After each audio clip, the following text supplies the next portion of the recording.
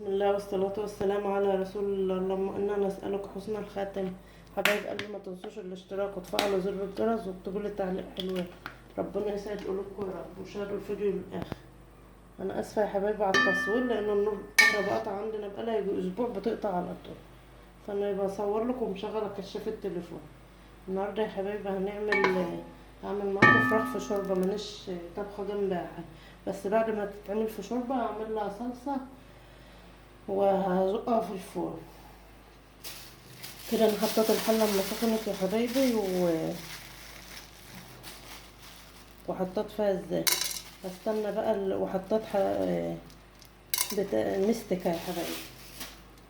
لما تسخن بقى ساحتها وتخلي الشوربه حلوه. هنزل بقى بالفراخ بتاعتي.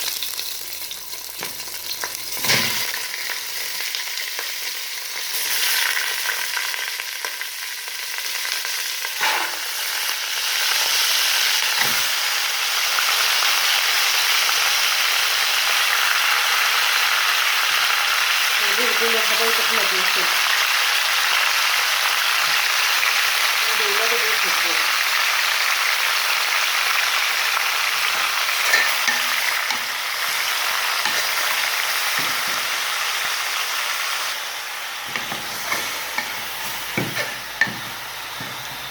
هنقلبها شويه يا حبايبي بس اما لونها يغير، وبعد كده هحط انا دلوقتي البهارات عليها في الشوح بتاعها.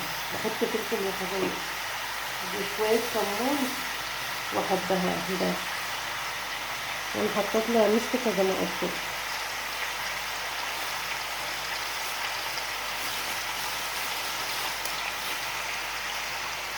الحبهان يا حبايبي لازم نفتح، لان لو ما اتفتحش ما بيطلعش الريحه بتاعته في الشاي.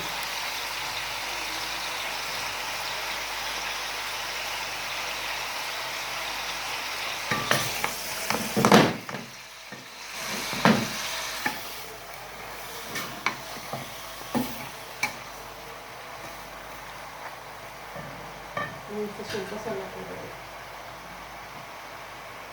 دي بصل من القديم اللي عندي، لسه ما اشتغلتش من الجديد.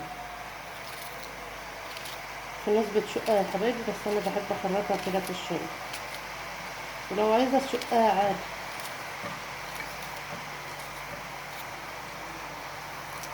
الفراخ ده انا جايباه يا حبايبي ونقعها في ليمون وفي خل وشويه دقيق، بس انا ما بكترش الخل لانه ما بحبوش.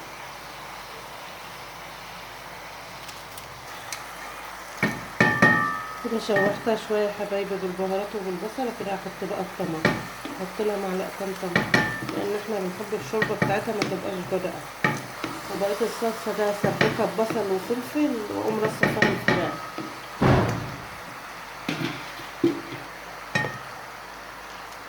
وغطي عليها دقيقتين يا حبايبي لما تشرب من التسبيكه، وبعد كده اقوم احط لها الشوربه بتاعتي. كده قلبت شويه، هنزود لها الشوربه بقى.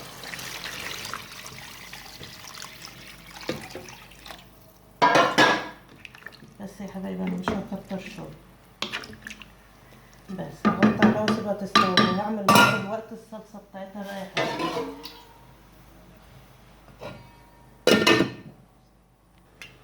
ورجعت معاكم يا حبايبي. كده ولعت على الرز وعلى الفراخ، وهنعمل بقى الصلصه اللي هحط فيها الفراخ زي ما قلت لكم، لانه مش طبخه جنبها حاجه النهارده، لان زي ما قلت لكم الكهرباء قطعه والدنيا حرح، ما عرفناش عايزين ناكل حاجات كتير يعني، والاكل اللي بيتطبخ لان الكهرباء قطعه بترمي فحرام، فبعمل حاجات خفيفه كده وعلى القد.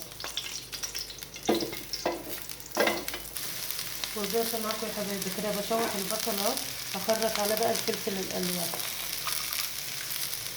ده مش فلفل رومي الوان يا حبايبي، ده من فلفل جايباه من السوق بتاعنا، بس جه فيه احمر واخضر، حلو يمشي يعني. ولو ما فيش فلفل الوان بتعمل العدد الموجود عندي. انا بخرطه كده عشوائي يا حبايبي.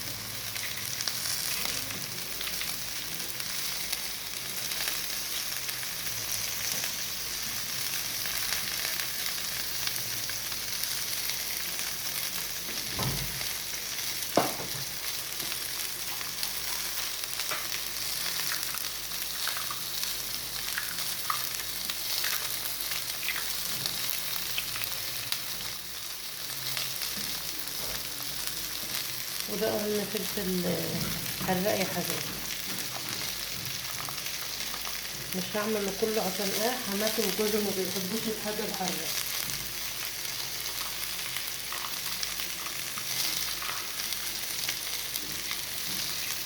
المية قطع عندنا يا حبايبي والكهرباء، يعني المية قطع عندنا من قبل العيد، ما بتجيلناش الا بالليل. كده هنحط بقى البهارات يا حبايبي. هحط فصين مستكة بالضغط بتخلي الاكل حلو يا حبايبي. هنحط فلفل وكمون نفس اللي انا حطيته في الشوربه، وبابريكا. ما بحطش في الشوربه بابريكا يا حبايبي.